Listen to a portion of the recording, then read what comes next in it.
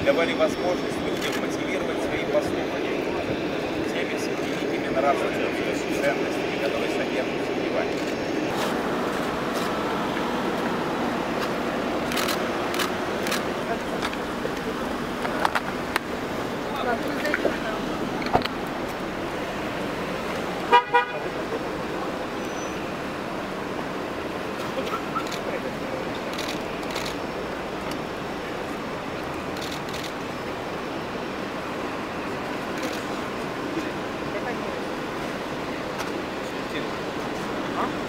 Не, это Xbox вопрос.